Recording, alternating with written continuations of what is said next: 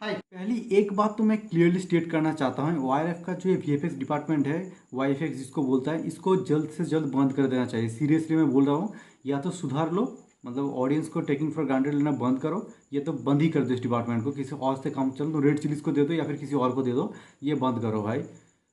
इस एक डिपार्टमेंट ने पूरी मूवी को बर्बाद करके रखा है। और भी काफ़ी सारी कमियां हैं, बहुत सारी चीज़ें हैं, लेकिन चलो धीरे धीरे बात करते हैं। ओके, पहले तो थोड़ा शांत होकर बैठो, ठीक है।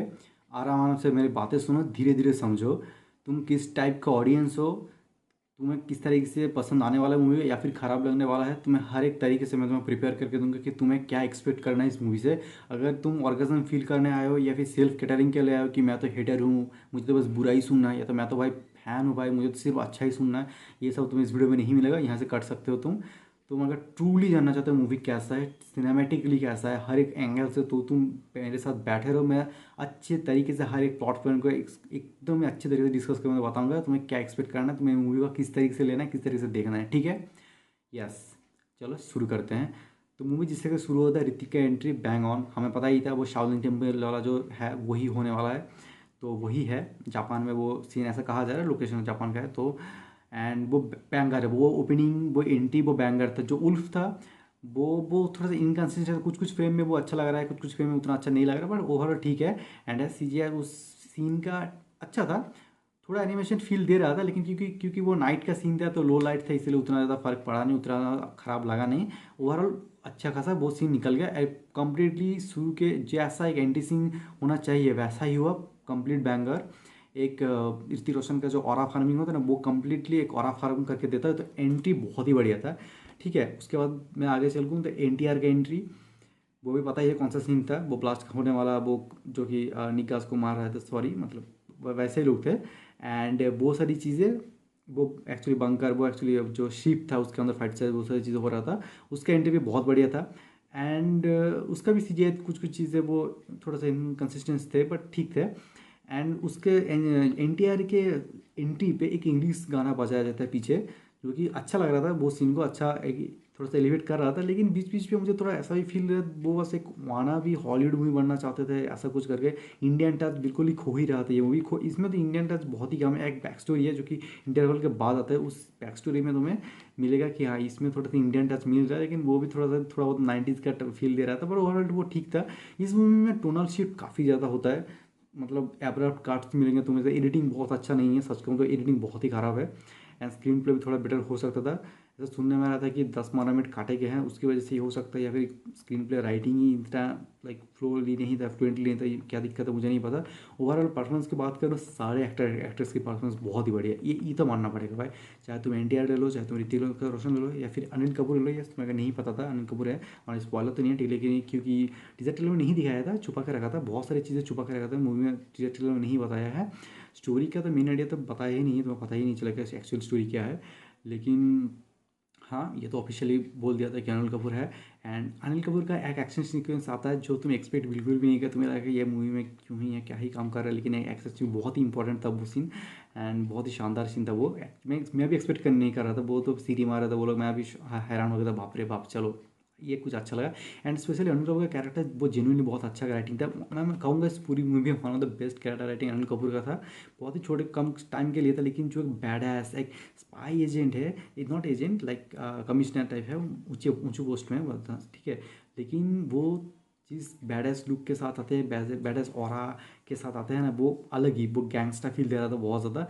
बहुत ही इंटरेस्टिंग लग रहा था वन कपूर का कैरेक्टर, वो बहुत ही शानदार था, वो बहुत ही वेल रिटर्न कैरेक्टर था। किया का कैरेक्टर राइटिंग ठीक ठाक था, खराब नहीं बोलूँगा। दीपिका जैसा खराब तो नहीं था, पठान में दीपिका जैसा कैरेक्टर राइटिंग खराब तो नहीं था, उससे तो बेटर, मतलब बेटर इन द सेंस खराब नहीं था, वैसा ही, मतलब बहुत ही अच्छा था ऐसा भी नहीं बोलूँगा, ठीक है। पर ठीक था ये। एंड केमिस्ट्री, ऋतिक और क्या रहा, केमिस्ट्री ऐसा काम नहीं करता, वो ठीक ठाक काम चला होगा। चलो एक स्पाई एक्शन मूवी है, इमोशनल सीन उसमें उतना नहीं ज़्यादा, लव स्टोरी में उतना नहीं ज़्यादा। उसके अलावा कर्नल लूथरा के साथ ऋतिक का एक इमोशनल एंगल है जो ठीक ठाक सा था, मेरे लिए उतना काम नहीं किया। लेकिन और भी एक इमोशनल एंगल है जो कि, क्योंकि ये स्पॉइलर फ्री मूवी है तो मैं उस एंगल पे नहीं जा रहा, तो मूवी देखते तो समझ जाओगे। एक मेन एंगल है जो कि मैंने बैक स्टोरी से रिलेटेड था, वो एक इमोशनल प्लॉट पॉइंट है, वो काम करता है, वो मेरे लिए भी काम करता है। मैंने बाकी सारे बहुत सारे लोगों को देखा है, थिएटर में भी आसपास के मैं ऐसा एनालाइज करता रहता हूँ, उन लोगों का भी पसंद आया है। तो ये मैं कह सकता हूँ हाँ वो काम किया जेनुअनली वो काम किया। एंड वैसे ऐसा तो 2 घंटा 50 मिनट के आसपास का मूवी है। एंड मैंने बोर नहीं फील किया, मैंने कहीं पे भी कुछ चल रहा था, मूवी अच्छा सा चल रहा था। एंड एक जो क्लाइमैक्स के बाद एक पोस्ट क्रेडिट सीन है, वो अल्फा का ही है, तुम्हें पता ही चल गया होगा अब तक।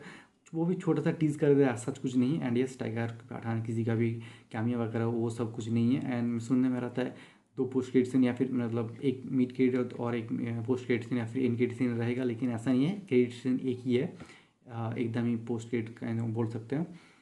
ठीक है, तो अभी देखो, मूवी में अब तक तो मैंने ठीक ठाक सारी सारी चीज़ें बताई हैं, पर ऐसा नहीं कि कमियां नहीं है, बहुत ज़्यादा फ्लॉड भी है बहुत सारी चीज़ें। जैसे कि एक्शन सीक्वेंसेस, भाई ये एक हाई ऑक्टेन एक्शन मूवी है, राइट? तो तुम्हें वो रियलिस्टिकली पुल ऑफ करना पड़ेगा, लेकिन वो इतना ज़्यादा फेक लगता है। CGI VFX का प्रॉब्लम वो तो हमें पता ही था, लेकिन वो ट्रेन वाला जो सीक्वेंस था ना, ट्रेन के आगे जो गाड़ी को वो धकेलते लेके जाता है, वो हर एक एंगल से दिखाया गया था। और जो सबसे ज़्यादा ख़राब एंगल था वही टीजर में डाला था। समझ रहे हो ना? जो सबसे ज़्यादा खराब फ्रेम था उसी को डाला है, उससे बढ़िया और फ्रेम से। तो ओवरऑल वो सीक्वेंस अच्छा है, उसमें तुम्हें जेन्युइनली एलिवेट करेगा, म्यूजिक ले लो, परफॉर्मेंस लो, वो सीक्वेंस जेन्युइनली एक बेटर सीक्वेंस है। आई थिंक वही बेस्ट सीक्वेंस मैं कहूँगा, सच कहूँ तो। एक टेम्प मतलब एंटी सीक्वेंस तो अलग अलग दोनों का हो गया, पर इन दोनों के बीच में जो भिड़ना रहता है वही मैं बेस्ट सीक्वेंस कहूँगा। उसके बाद शायद मैं फाइनल वाला थोड़ा बहुत कह दूँ, पर उसके बाद सबसे घटिया था बोट वाला भाई, वो टॉर्चर था। एंड वो लाइक देखो, जो ट्रेन वाला सीक्वेंस है वो फाइट सीक्वेंस, वो एक प्रॉपर क्लोजर मिल जाता है उस सीक्वेंस को। उसके बाद आता है प्लेन वाला सीक्वेंस, एंड वो भी उससे भी एक प्रॉपर क्लोजर मिल जाता है, एंड लास्ट वाले में मिल जाएगा। लेकिन जो वो बोर्ड वाला सीक्वेंस था ना, उसको प्रॉपर क्लोजर दिया ही नहीं गया भाई।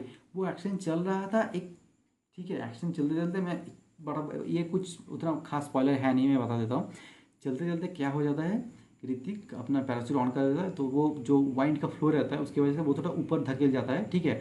NTR आगे चला जाता है, फिर उसका बोट क्रैश हो जाता है, वो डूब जाता है और ये उड़ता रहता है। फिर भी वो समुद्र के ऊपर ही था, आसपास लैंड था, तो मोस्ट ऑफ ऐसा तुम सोच सकते हो कि वो उधर लैंड कर गया था, ये जल्दी से ऊपर उठ नहीं पाया। पर ऐसा नहीं कि वो चेज वहीं पे कंप्लीटली ख़राब हो गया या फिर पूरा कनेक्शन कट हो गया, नहीं। वो प्रॉपर उस एक्शन सीक्वेंस कोई प्रॉपर क्लोजर था ही नहीं, एकदम एब्रप्ट एंडिंग, एब्रप्ट कट मारा और नेक्स्ट सीन में चला गया। तो ये एक चीज़ है। एंड आवाज़ जवान जो गाना आता है उसका प्लेसमेंट भी बहुत ख़राब था। गाना चल रहा था, सुनने में थोड़ा बहुत स्लो में मज़े ले लिया, ठीक है, लेकिन उसका प्लेसमेंट बहुत ख़राब था। जनाबे अली डांस परफॉर्मेंस बहुत बड़ा, NTR बहुत अच्छा डांस कर रहा है, लेकिन ऋतिक का स्मूथनेस, वो बटरी डांस, वो अलग लेवल पे है, उसको तो मैच नहीं कर सकते तुम, ठीक है। पर वो ठीक है, कोई दिक्कत नहीं। एंड NTR को जो मेनियक भाई पर्सनलिटी दिया गया ना, वो बहुत एंजॉय करोगे तुम लोग। उसको नॉर्मल कोई स्टार फाइट से कैरेक्टर बिल्कुल नहीं दिखे, वो भाई साहब, वो शुरू से लेके जो इंटेंसिटी है आंखों का, फेशियल एक्सप्रेशंस का, वो सब कुछ है भाई। उसको एक अलग लेवल पे कैरेक्टर दिया गया। ऋतिक का कैरेक्टर भी इंटरेस्टिंग है, पता ही तुम्हें कैसा होने वाला है, लेकिन NTR को जो कैरेक्टर दिया गया है ना, वो लोग बोल रहे हैं ना कि NTR को उतना ज़्यादा, टीजर ट्रेलर में ऐसा लोग बोल रहे हैं कि ऋतिक तो ओवर शेडो कर दिया NTR को उतना ज़्यादा लाइक लाइमलाइट पे नहीं ले आए पे डायरेक्टर, ये सारी चीज़ें नहीं नहीं, सब कुछ छुपा के रखा गया था। तुम मूवी देखो तो समझ जाओगे। जेनुइनली NTR का कैरेक्टर तुम्हें बहुत पसंद आने वाला है, उसमें भी दम है, वो बैटल दोनों के बीच में बैटल वो फील करवा देता है वो कैरेक्टर अपीयरेंस। लेकिन सीक्वेंस के डिज़ाइन बहुत ख़राब है, सिर्फ CGI VFX नहीं, एक्शन सीक्वेंस के जो डिज़ाइनिंग है वो भी बहुत ख़राब है। वो screen play action sequence design बहुत बढ़िया हो सकता था, वो रियलिस्टिकली बिल्कुल भी नहीं लगता।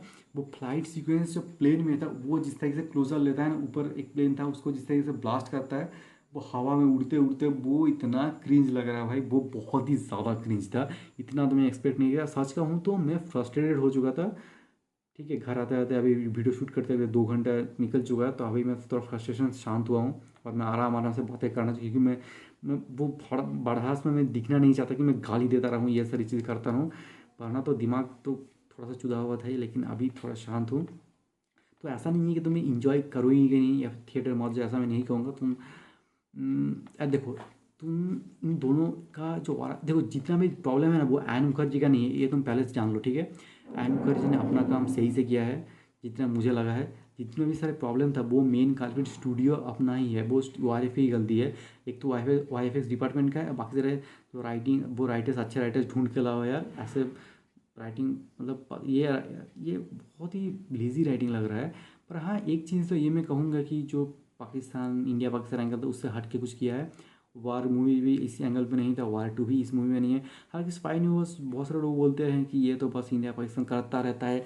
टेक्निकली देखोगे तो मेनली दोनों ही दो बार ही किया है, एक टाइगर फर्स्ट पार्ट में एंड टाइगर 3 में। टाइगर 2 में ऐसा कोई एंगल नहीं था, उतना नहीं था। हाँ एक था, टेक्निकली था पर मेन विलेन का नहीं था, मेन विलेन कुछ अलग ही था। पर उसमें भी था तो टाइगर की सीरीज़ में कंटिन्यूसली है। पठान में भी एक एंगल था लेकिन वो उतना कम था, उतना ज़्यादा नहीं था। क्योंकि वो जिम तो इंडियन आर्मी से ही बिलोंग करते तो टेक्निकली, एंड वो एक प्राइवेट कंपनी का पार्ट है, प्राइवेट टेररिस्ट ग्रुप ऐसा कुछ था ना। तो टेक्निकली वो पाकिस्तान का एंगल उतना डीप डाइव इन पार्ट नहीं था जिस तरीके से टाइगर सीरीज़ पाकिस्तान से कनेक्टेड है, उतना ज़्यादा नहीं था ये। तो ये तो मैं बोल सकता हूँ। ये तो नहीं था, मैं पठान की बात कर रहा हूँ तो ठीक है। इसमें तो ऐसा कुछ पाकिस्तान वाला एंगल है ही नहीं, ये बिल्कुल ही अलग फ्रेश स्टोरी है। अब ऐसा नहीं कि स्टोरी में दम नहीं है, स्टोरी में दम है लेकिन एग्जीक्यूशन ख़राब है। सच कहूँ तो एग्जीक्यूशन जेन्युइनली ख़राब है। एंड स्टोरी का तुम अगर ओवरव्यू लोगे ना तो इसमें काफ़ी सारे लेयर्स है, काफ़ी सारे डेप्थ है, लेकिन जो फील तुम्हें करवाना चाहिए था वो फील उतना पुल ऑफ नहीं कर पाया। तो ये एक सैड बात है, बहुत ही ख़राब लगता है ये। जितना उम्मीद था उतना तो खरा नहीं उतरा है। अभी मतलब काइंड ऑफ एक एवरेज या थोड़ा वो स्लाइटली अबव एवरेज मूवी में बोल सकता हूँ। डिसेंट वन टाइम वॉच मैं कहूँगा, मैक्स टू मैक्स। बहुत ही फाड़ू मूवी बना दे ऐसा भी नहीं है, ख़राब तो नहीं बोलूँगा मैं, क्योंकि दोनों का परफॉर्मेंस बहुत बढ़िया है। अगर तुम एक न्यूट्रल ऑडियंस हो, जस्ट गुड सिनेमा लवर हो, तो तुम इसको क्वेश्चन कर सकते हो, तुम्हें भी ऐसा ही लगेगा। लेकिन तुम अगर सिर्फ ऋतिक रोशन का फ़ैन हो, तुम ऋतिक रोशन का एंजॉय करना चाहते हो, तो ये मूवी तुम्हारे लिए है भाई। तुम अगर एनटीआर को एंजॉय करना चाहते हो तो ये तुम्हारे लिए है भाई। एंड इंटरवल से पहले एक ट्विस्ट आता है जो तुम बिल्कुल भी एक्सपेक्ट नहीं कर रहे, किया कि मैं भी बिल्कुल एक्सपेक्ट नहीं कर रहा इस एंगल पे जाने वाला है। नॉर्मली तुम क्या सोच रहे थे, ये दोनों आपस में भीड़ में रहे लेकिन कोई एक अलग विलेन आ जाएगा, कुछ तो बड़ा बैडस विलेन आएगा, बिग बॉस, फिर ये दोनों एक साथ मिलकर उससे फाइट करेंगे। ऐसा कुछ एंगल इस मूवी में नहीं है। इंटरवल पे जो प्लॉट ट्विस्ट आता है वो बहुत ही शॉकिंग था। तो फर्स्ट हाफ इस मूवी का जेन्युइनली बहुत बढ़िया नहीं बोलूँगा तो, पर स्टिल अच्छा है। फर्स्ट हाफ एक अच्छा है, और भी जितने भी सारी कमियाँ आता है वो सेकंड हाफ में ही आता है। एंड शुरू में जितना दिखाया जाता है कि कली जो एक ग्रुप है, इसको पकड़ना कितना मुश्किल है, ढूंढना कितना मुश्किल, लेकिन मूवी के अंत में इजीली दोनों आराम से दोनों इस पूरे ग्रुप को एक साफ कर देता है। तो ये सारा चीज़ें कन्विक्सिंग का प्रॉब्लम तो आता है। तो ओवरऑल स्टोरी में दम था, लेकिन स्टोरी में प्लॉट को जितनी आसानी से कन्विंसिंगली दिखाना चाहिए था शायद उतना नहीं हो पाया। अब डिपेंड करता है तुम किस तरीके का ऑडियंस हो। तुम अगर इतना क्रिटिकली नहीं सोचते हो तो तुम्हें फ़र्क नहीं पड़ेगा। लेकिन मोस्टली लोग ऐसा नहीं सोचते। पर अगर तुम एक सोचते हो ऐसे कि ये क्या सही था, क्यों हुआ, बेटर बेटर क्यों हो सकता है, तो तुम ये सारी चीज़ें थोड़ा सा एक मन में दाग जग जाएगा कि हाँ ये थोड़ा बेटर हो सकता है, उतना अच्छा नहीं हुआ जितना होना चाहिए था। एंड सीरियसली बीच बीच में मुझे ऐसा भी फील हो रहा था, मूवी तो अपने हिसाब से ठीक ठाक चल ही रहा है लेकिन बीच बीच में मूवी अपने आप को काफ़ी ज़्यादा बेचने की कोशिश कर रहा था। हर बार India first, India first, India, कितनी बार ये लाइन बोला, मुझे तो दिमाग ख़राब होने लगा था। हाँ मैं समझ गया भाई तुम ये तो क्यों यूज़ कर रहे हो। 14 अगस्त को, 15 अगस्त को मूवी रिलीज़ हो रहा है अभी इंडिपेंडेंस डे के टाइम पे, ठीक है। अभी बहुत मेजोरिटली ऐसा ही किया जाता है। 15 अगस्त को जिस तरीके से मूवीज़ इस टाइम पे जितना मूवीज़ रिलीज़ होता है, एंड 26 जनवरी को जिस तरीके से मूवी रिलीज़ होता है, ऐसा ही किया जाता है। अपने आप को देशभक्ति के नाम पे बार बार बेचने की कोशिश करते हैं। ये मूवी वही करता है जो कि मुझे देख के ख़राब लगा थोड़ा। इतना ज़्यादा ओवर सेलिंग की नहीं ज़रूरत था, अपने हिसाब से थोड़ा बहुत स्लाइटली चलता तो सही चल जाता।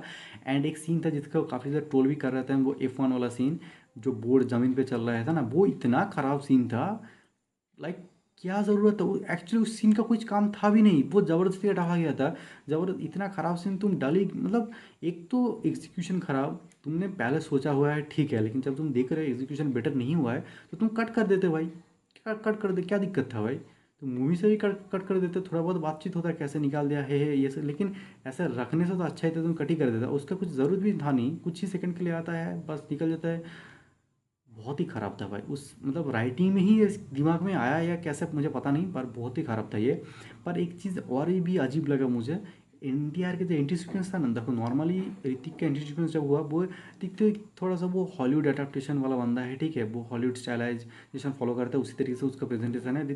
एनटीआर के भी बाद में वैसा स्लाइटली हो जाता है, लेकिन मेनली जो एंटी फाइट सीक्वेंस था एनटीआर का वो बहुत ज़्यादा साउथ की स्टाइल में, मतलब वैसी बीजीएम और बार बार दहाड़ने का, लाइन की दहाड़ने का वो दे रहा था। ऐसा तुम तेलुगु वाले वर्जन में करते चलता, तमिल वाले वर्जन में करते चलता, हिंदी वाले वर्जन में करने की ज़रूरत नहीं थी मेरे ख्याल से। वो क्रिंज लग रहा था जेनुअनली। उनके फैंस के लिए बहुत बड़ा ट्रीटमेंट होगा, पर मुझे जेनुअनली क्रिंज लग रहा था। तो ये सारे साउंड इफेक्ट्स ना डालते तो बढ़िया रहता। एंड इसको बहुत ही साउथ ही मासी तरीके से दिखाने की कोशिश किया गया एनटीआर की एंट्री को। स्टाइलिश भी था ऑब्वियसली, पर वो साउथ वाला टच फील दे रहा था। तो ये कुछ तो उन्होंने सोचा था, चलो मैं समझ रहा हूँ क्यों सोचा था, पर ऐसा करना नहीं चाहिए। जैसे कि मैंने शुरू में ही कहा था, मूवी में टोनल शिफ्ट काफ़ी ज़्यादा, इसलिए मैंने कहा था, पर एडिटिंग के फ्लॉट से भी और इस वजह से भी। एंड तुमने देखा तो तुम बताओ तुम्हें कैसा लगा। ओवरऑल मैं इसको कितना देना चाहूँगा, 6.5 आउट ऑफ 10 दे सकता हूँ, यस। तो यही था वार 2 का मेरा full detail analysed review. And hopefully मैं कुछ भूल नहीं रहा हूँ, जैसा कि मैं भूल ही जाता हूँ on the regular basis. But या मिलते किसी और नेक्स्ट वीडियो में, तब तक मेरे पुराने बाकी सारे वीडियोज़ भी चेकआउट जरूर से करता ना। Till then Tata.